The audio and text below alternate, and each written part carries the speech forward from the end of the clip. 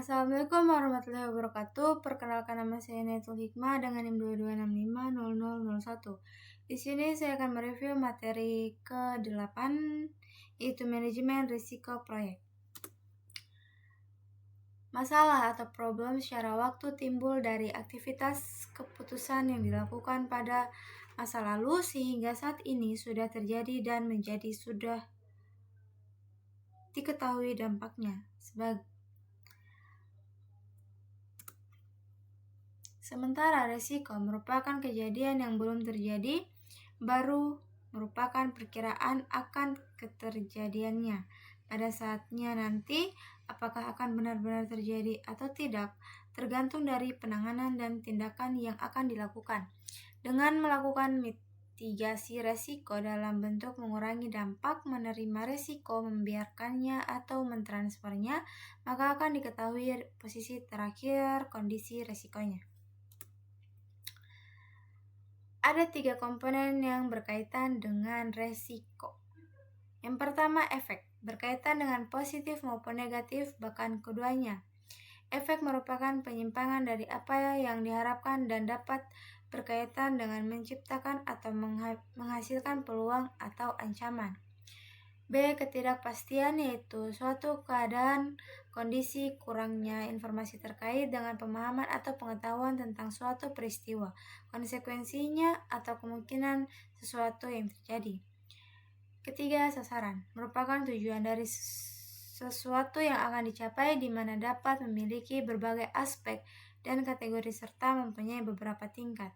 Sasaran tersebut harus memenuhi kriteria SMART, specific, measurable, attainable, relevant, dan time-bound.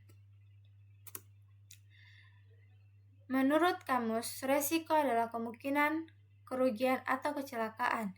Definisi dari resiko proyek adalah sebuah ketidakpastian yang dapat berdampak positif atau negatif bagi proyek. Tujuan dari manajemen risiko adalah untuk meminimalkan potensi risiko negatif sambil memaksimalkan potensi risiko positif. Manajemen risiko proyek mengidentifikasi, menganalisa, dan merespon terhadap risiko yang ada selama proyek agar tujuan proyek tercapai.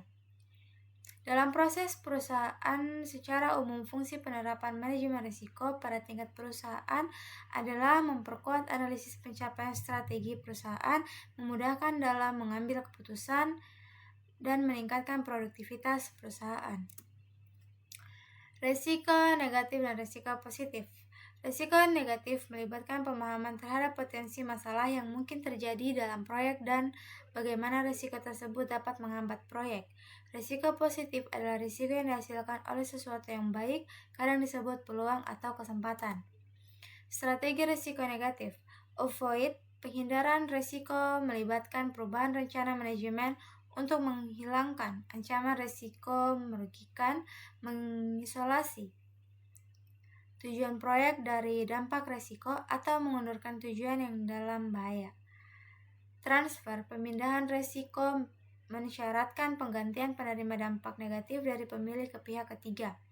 Kemudian mitigate, pengurangan peluang dan atau dampak peristiwa berisiko merugikan ke ambang atau batas yang dapat diterima.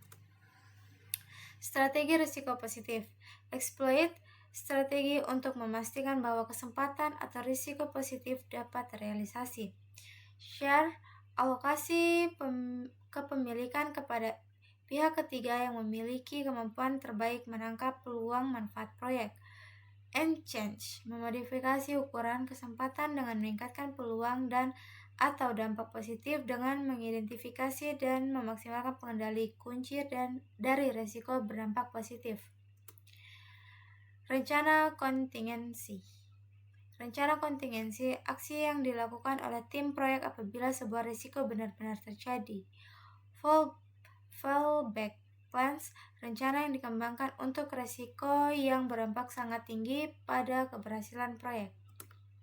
Kategori risiko yaitu risiko pasar, risiko finansial, risiko teknologi, risiko manusia, dan risiko proses. Risk breakdown structure.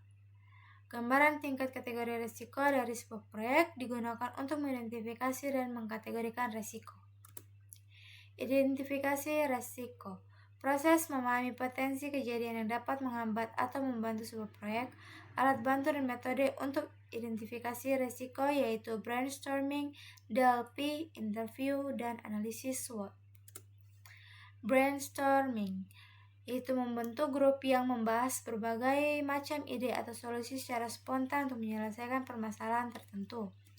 Teknik DLP digunakan untuk mencapai kesepakatan dari sekumpulan ahli di bidang tertentu yang melakukan prediksi terhadap masa depan. Interview, sebuah cara untuk menemukan fakta dengan cara mengumpulkan informasi melalui tatap muka, telepon, email, atau instant messaging. SWOT, analisis SWOT atau Strength, Weakness, Opportunities, and Threats, membantu mengidentifikasi risiko positif dan negatif yang dapat terjadi di sebuah proyek. Risk Register, dokumen yang berisi hasil dari proses manajemen risiko yang ditampilkan dalam bentuk tabel. Risk event adalah kejadian yang tidak pasti yang dapat menghambat atau memajukan proyek. Matriks probabilitas atau dampak berisi gambaran probabilitas kejadian sebuah risiko dipasangkan dengan dampak dari risiko tersebut. Analisis kuantitatif risiko. Metode yang digunakan yaitu analisis decision tree, simulasi, dan analisa sensitivitas. Decision tree adalah diagram analisis yang membantu dalam memilih sebuah situasi yang hasilnya belum pasti. Tahapan menghitung estimate monetary value. Selanjutnya, strategi respon terhadap risiko negatif. Risk avoidance mengeliminasi kemungkinan terjadinya risiko. Risk reduction menerima risiko dengan syarat tingkat keparahan dari terjadinya risiko tersebut lebih rendah daripada tingkat toleransi risiko proyek. Risk transfer mengalihkan tanggung jawab risiko kepada pihak di luar proyek. Risk mitigation, usaha untuk mengurangi probabilitas atau konsekuensi bahaya yang diakibatkan oleh risiko. Strategi respon terhadap risiko positif. Eksploitasi risiko, memastikan semua hal telah dipersiapkan agar probabilitas terjadinya risiko positif dapat meningkat. Membagi risiko, berkolaborasi dengan departemen atau pihak lain untuk mengeksploitasi risiko positif. Meningkatkan risiko, usaha yang dilakukan agar sebuah risiko positif dapat terjadi. Menerima risiko positif yang sudah terjadi. Risiko residual, risiko yang terjadi setelah memperhitungkan kontrol yang sudah dijalankan dalam rangka pengurangan dampak risiko utama. Risiko kejadian perampokan aset atau barang dalam gudang. Risiko ini masih terjadi dengan tingkat yang lebih kecil walaupun sudah dipasang alarm CCTV dalam gedung tersebut. Risiko yang tetap ada setelah semua strategi respon telah diimplementasikan. Mungkin itu saja yang dapat saya sampaikan. Mohon maaf bila ada salah kata dan kurangnya. Wabillahi taufiq wal hidayah. Wassalamualaikum warahmatullahi wabarakatuh.